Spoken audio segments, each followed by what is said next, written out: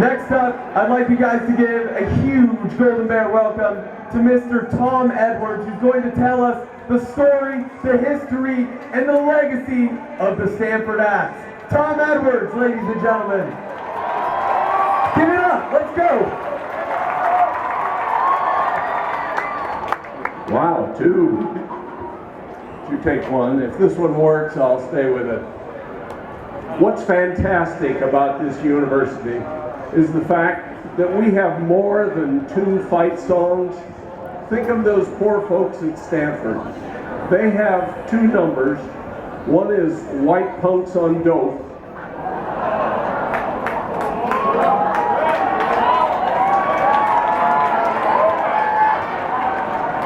Now, tonight,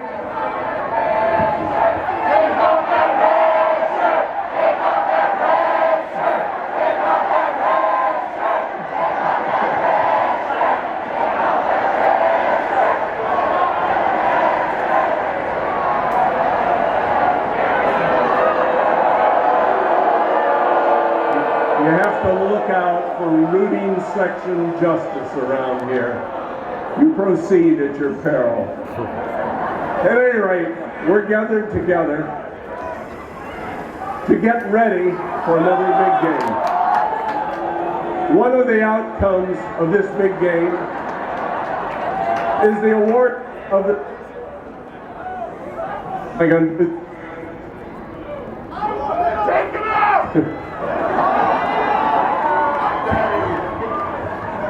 I'll try.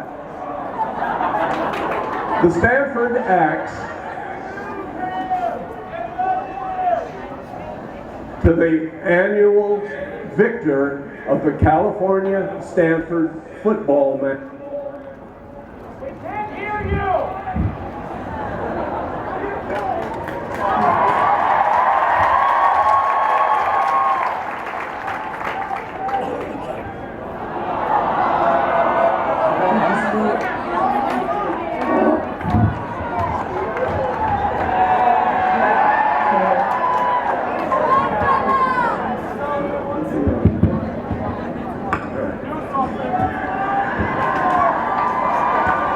One and a spare. We'll see how it goes. The Axe is awarded to the annual. The Axe is awarded to the annual victor of the California Stanford football contest. This is the history of that Axe. Back in 1899, a small junior college down the peninsula, one that had been founded by one of the original robber barons of California. Uptight. Got it. One that had been created by one of the original robber barons of 1849, had a struggling sports program.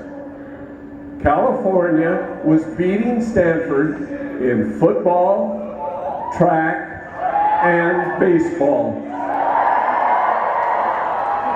In the fall of 1898, California beat Stanford 22-0 in football. Then, in the spring of '99, California swept all the track meets with Stanford. And in the first baseball game of '99, California beat Stanford again, 4-1. The Stanford students were so desperate, they were considering chopping down their mascot redwood and selling it for decking in order to raise money for some better players. But before they could act, there was an open in the skies above Palo Alto. A giant meteorite flashed across the sky and impacted right in the pit toilets in the center of Stanford's quad. The resulting impact splashed, euphemism, mud over all the buildings on the Stanford campus. To this day, they still look like Aboriginal mud huts. Same shape, same color, same smell. Have you ever driven by the Coalinga feedlots? You get the idea. At any rate, the Stanford co-eds went out and dug up this fragment of a meteorite because the Stanford boys were too afraid. And these same co-eds who used anabolic steroid cold cream to smooth their homely faces took this fragment to the local blacksmith, and he forged it into a lumberman's axe head 12 inches across the face and weighing 15 pounds. To this day, there's still a legend on this down at Stanford farm that says the first Stanford man who can lift that axe all by himself will be named Rightwise King of Bordello Hall. That's Stanford's women's dorm. At any rate, the co-eds had this axe fitted with a handle, and they gave it to the yell leader at that time, a young man named Rex Oedipus. I guess you've heard of him. At least this lad loved his mother.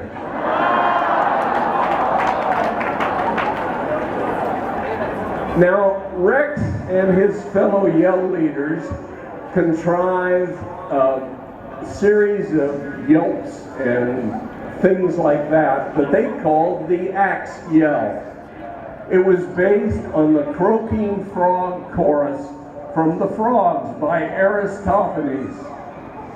Don't let it be said you don't get content at a California rally. At any rate, the idea was take this axe to the second baseball game, and every time Stanford did a good play, they would chop at some blue and gold ribbons on a block and then give the axe yell in their sweet prepubescent voices.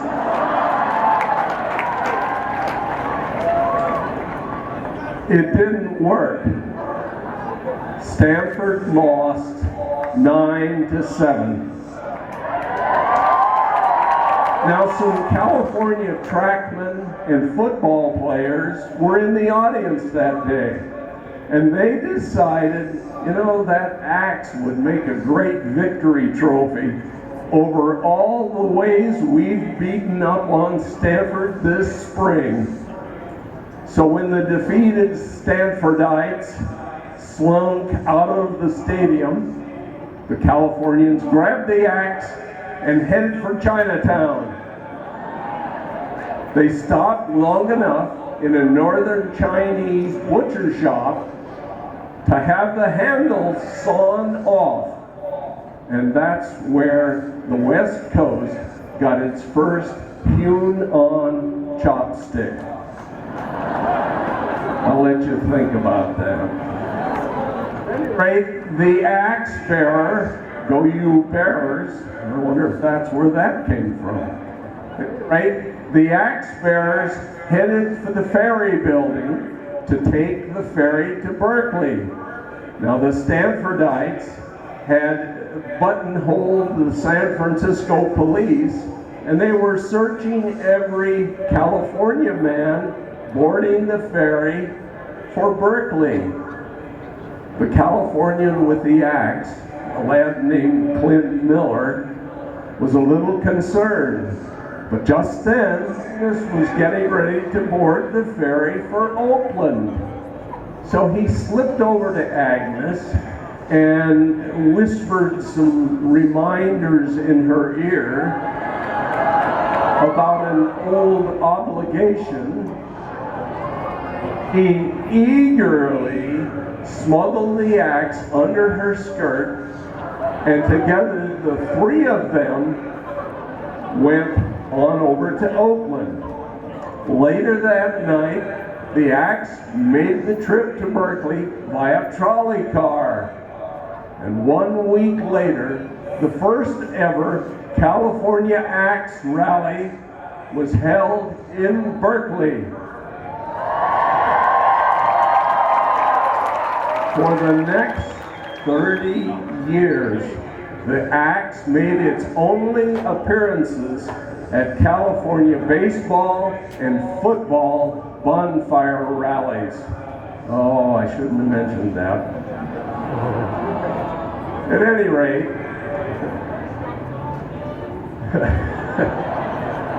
yeah, let's have a Bob Dylan cheer. The axe was a symbol of California domination over Leland Stanford Junior University.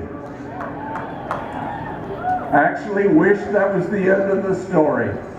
But in 1930, by resorting to chemical warfare, a group called the Immoral 21 from Stanford, and reportedly led by an exchange student named Bagsor Al-Awari.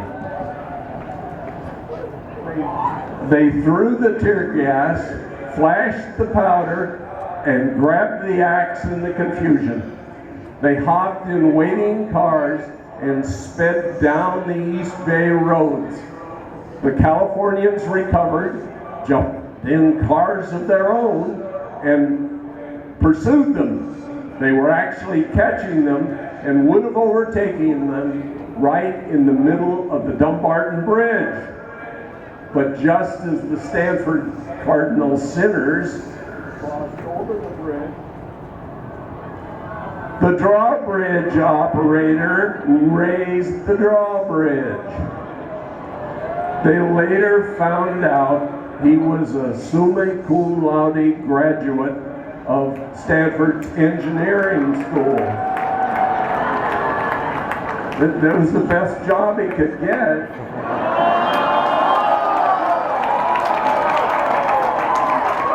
There were Stanford raids on the Cal campus and Cal raids on the Stanford campus. And frankly, student and administrative leaders were concerned that property or students might get hurt. So the two presidents of the university, President Sproul of Cal and President Poole of Stanford, both of whom had very famous halls named after them on their respective campuses, met with student leaders, and it was agreed that the axe would be turned over to become a permanent trophy to be awarded each year to the winner of the California-Stanford football match. And so it's been for 82 years. Now, tomorrow, we're going to go and write the next chapter in this axe. This axe that's probably the greatest trophy since Helen. I know you have it in you. I've listened to you this year. I felt you remove that frustration of not being able to yell out to alumni in AT&T Park. You're in great voice. If you've never been to a big game, even though we're playing it in the middle of the year, it takes on a life of its own. If ever there is a contest where the spirit of the students and the spirit of the team merge for a common outcome. This is that game. Take that enthusiasm with you tomorrow. Be one with that group of team players out there. Show St. Anford's Academy for the overprivileged and overbearing that the new California Memorial Stadium is Bear territory. Right there.